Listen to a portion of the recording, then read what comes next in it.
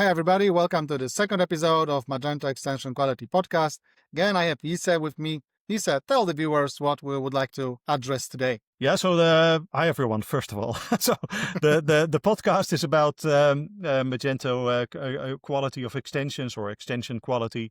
And I think actually that in the previous podcast, we started that discussion. It gained some traction, and simply because a lot of people are having frustrations over certain things happening with third-party extensions. So maybe we should just go there and then actually discuss what kind of guidelines should actually follow. Now we actually already drafted up a listing of all kinds of things to be discussing here, and that's so many. So all of that doesn't fit in one single podcast. But let's maybe just deal with one that we found pretty frustrating: the lack of composer dependencies. Could you tell what is a composer dependency? Because we do have to assume that not only developers listen to this. Yeah. So first of all, Composer is the way that developers can install new PHP extensions. It's not actually a PHP extension, but a Magento extension. So if you've got some third-party extension, the installation procedure should actually start with a Composer requirement to be met for your own project. It's a single command that you would type in, and that moment when the command of Composer is going to try to install that extension in your own Magento environment, at that moment the composer.json file of that extension is being looked up, and all of the dependencies of that module should be actually written down in that composer.json file. And then if those dependencies have other dependencies, they should be followed as well. And if those dependencies, depending upon dependencies lead into an issue, and that's the most important thing, then actually the installation fails. And that would, for instance, be that you try to install a certain extension, that extension was actually written for an older version of, I don't know, Magento itself, and not necessarily the Magento core, but one of its own modules with its own versioning attached. Then you don't want that installation to succeed, because if it would succeed because the dependencies actually never checked for, then it could lead into an unexpected issue in a live environment. And the whole goal of Composer, therefore, is to have proper version management built in. But that version management only works if a third-party extension makes sure that actually that composer.json file is totally up to date and valid. So I think that's kind of like the summary, right? That's the beginning point. Yeah, briefly. Yeah, just like a quick example. Let's say there's an open source extension for Magento, which is written in PHP 8.3, which is not the latest one, but quite new. Let's put it simply. Yeah. But your Magento still runs on PHP 8.1. So if this dependency requirement that extension requires PHP 8.3 is not set in the, let's say, the extension instruction file or a composer JSON file, so which is telling what sort of framework is used, what sort of libraries and dependencies are set, installing this extension will actually break your entire Magento instance. Right? Yeah. And there are actually a lot of extensions which don't specify a simple requirement like PHP requirement. Now, don't get me started on dependencies of third-party libraries or Magento version itself, right? Because actually following up with Magento naming convention and versions is hard enough. So maybe following from that PHP requirement, there's an interesting detail though there with the old Magento Marketplace. So the Magento Marketplace actually has put up multiple different things to check the quality of extensions being uploaded there, even though the Magento Marketplace nowadays seems dead. And that's in dealing with PHP code sniffer, that's dealing with general code quality, that's dealing with whether your installation instructions are including enough screenshots to help people understand what they need to do. So all of those guidelines were larger than just coding quality guidelines, but one of those guidelines was actually that the composer.json file should not mention the PHP version. And why not? Because actually your module should be depending upon other modules of Magento. And in the end, those Magento modules all together, they formed the Magento core. And that Magento core was basically compatible with, well, PHP 8.2, 8.3. And then if your module was actually compatible only with 8.4, it should not be actually mentioned as a requirement. Well, a lot of people disagreed with that, and I personally disagree with that. You disagree with that. So actually, this is one of those smaller details that actually spark a little bit of a discussion, where we would like new extension guidelines to differ from the older guidelines set up by Magento. So simply put, PHP versions should be documented because it's a requirement, right? Yeah, I believe the PHP version should be set always, along with the PHP libraries required to extensions to run. Another point actually from yeah, go ahead. Yeah, but I can understand why developers tend not to put Magento modules as requirement in their own extensions, because it's hard to know which exact version you need. For example, Magento, I'm looking at configurable sample data, version 100.4.4. Now, how this is related to anything within Magento, which is like 2.4.8. So I understand it's confusing to put those requirements regarding specific Magento version, which is required, but PHP requirement, in my opinion, is much more important because Magento is backward compatible, right? And if it's not, then agencies follow Magento information when they release new version. So if new Magento version will require PHP 8.4, you know that you have to update your code and set the dependencies. Yeah. But Magento still runs on PHP 7.4. Exactly. Yeah. So there's an important check to deal with, and that's on the composer level. We shouldn't mix in too many things in this discussion of this podcast this time. But in the end, we're also going to talk about PHP code sniffer and PHP compatibility checks and etc. But that's for later.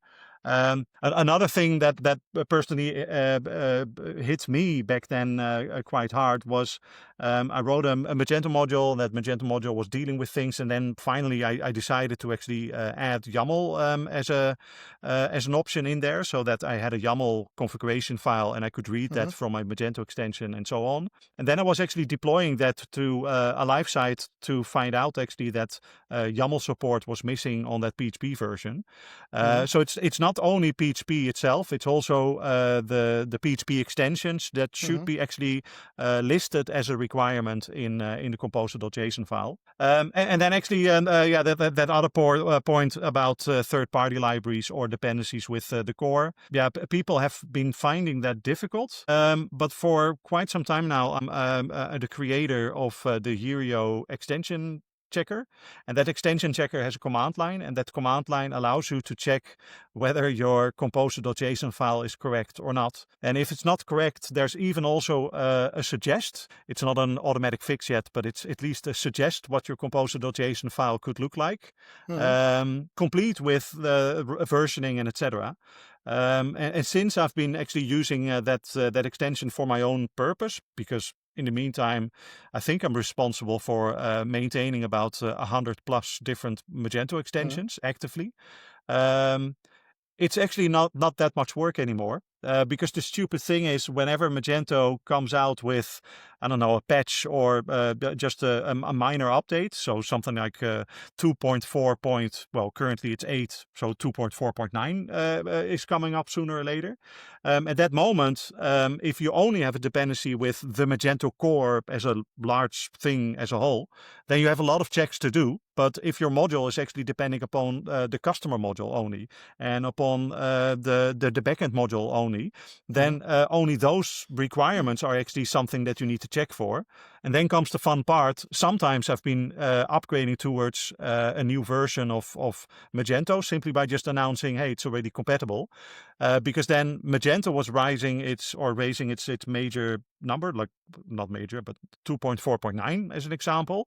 But then in the meantime, actually the modules that I was depending upon didn't have actually any changes or semantical changes that mattered.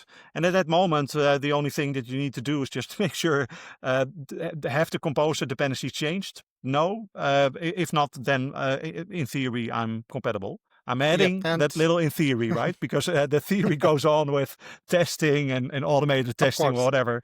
But for composer, it's done. That's basically the topic for another podcast with the Yeah, testing for sure. suites and everything. Yeah. And as everything that you do, you can see this extension is also available open source. It has actually been recently updated, as I can see. Yep. On June 5th. So if you want to check your extension compatibility and extension checker, make sure that you check Gisse's Yireo GitHub account.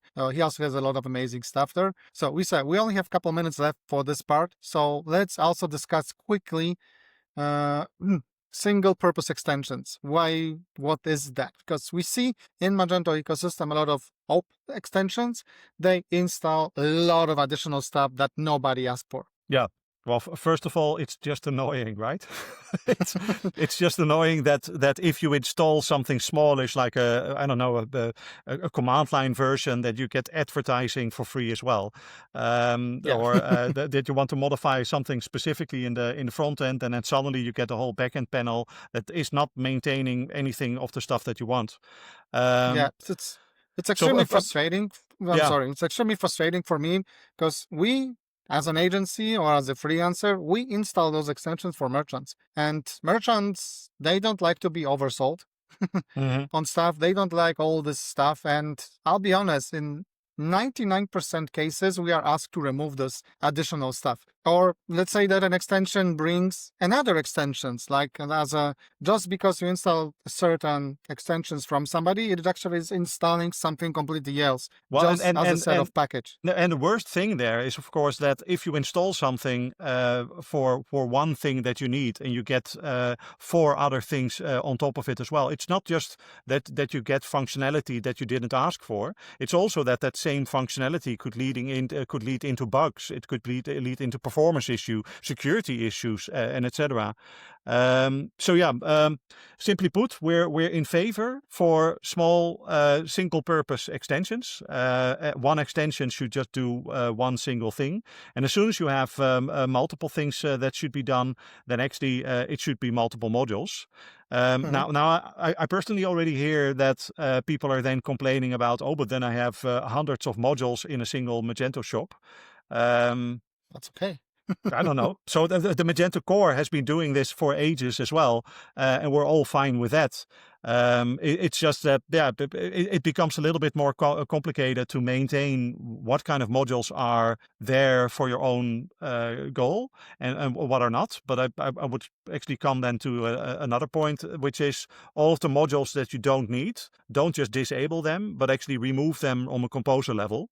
But that's only possible if you actually have them available as separate extensions, and that's still only if you have this proper composer dependency set. Exactly. Yeah. So that's why it's really important.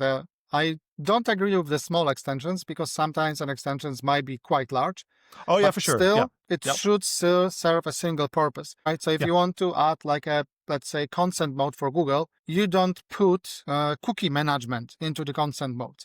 Right? Or you don't set like a privacy policy manager. Or when you introduce product labels, you don't create a homepage banner extensions as a part of it, right? That's totally agree. That's a big no.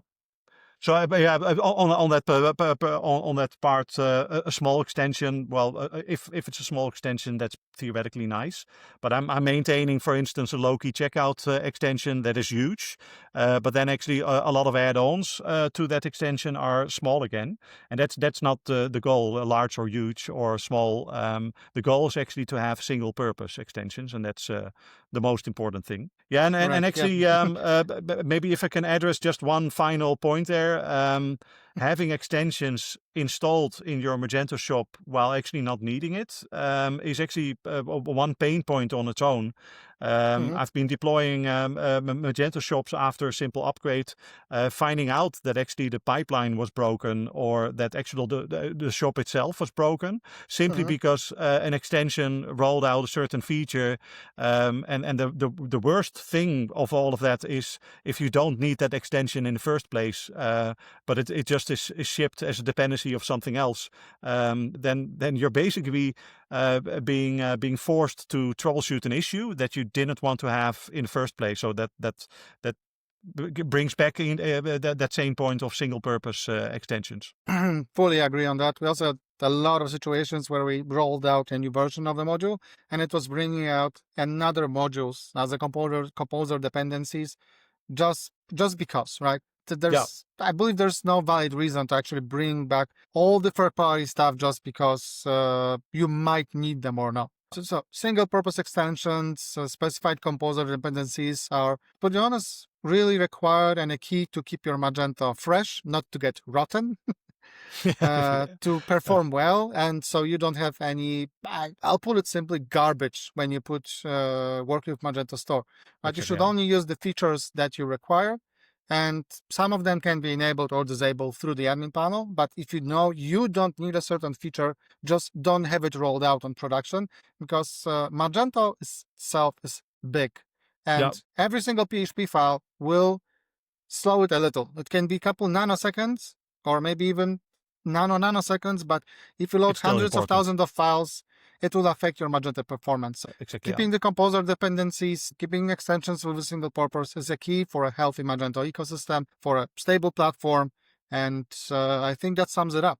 Yeah, so the only thing that I would like to add to wrap things up, so slowly we're touching upon the actual frustrations and leading into specific guidelines, and that's kind of like the goal of this podcast. We should write this down, and the funny thing is actually that people wrote this down in the past, me included. So I still have these flyers around here of XDN, Extension Developer Network, as explained in a previous podcast. Unfortunately, nowadays it's dead. But we wrote down basically guidelines on security, on how to deal with things in development securely, and all of those guidelines are maybe a little bit outdated. They simply need a little bit of updating. But we don't want to revive XDN. We don't want to revive the Magento Marketplace, but we do want to revive that discussion. And all of the points that we address in this podcast sooner or later need to be bundled somewhere where people can contribute and make sure that it's not just us talking about this, but actually it's a common initiative. Theoretically, in the next podcast, we need to address this point in a larger scale. Like how do we bundle all of this knowledge? How do we make sure that this is not just a podcast, but it's slowly becoming a better standard within the Magento ecosystem? But let's maybe discuss that the next time. Yeah, but my question: do you have a PDF? Because maybe we can put a PDF once we push this video live. Well, we need to create a PDF then. No, but I think it would be good for the viewers to actually see what was it about, and together with us, we can work towards creating the new version of XDN, whatever the name will be. Listen, guys, we really want to put a huge effort into this. We want to make sure that the Magento ecosystem thrives, because extensions are the huge part of this ecosystem. And if we all chip in to make this even better and protect the quality of extensions, improve the security, then everyone wins. Exactly. But let's keep that up for the next podcast, that we elaborate more upon how do we see all of this technical details come into a common practice. Yeah, there's a lot of things we'll address, like the templates overrides, the performance bottlenecks, database modifications, plugins, preferences, events. The list goes on. I could go on for forever. We had a huge meeting on Magento conference in Utrecht where we discussed all the bottlenecks, and I think it doesn't cover everything that we want to discuss on those podcasts, right? So Jisse, we need to wrap it up. So thanks you again for having thank you for being here. And I'll see you on the next podcast. For sure. See you, man. Take care. Thanks, everybody, for watching, and stay tuned for the next episode. Thank you. Bye.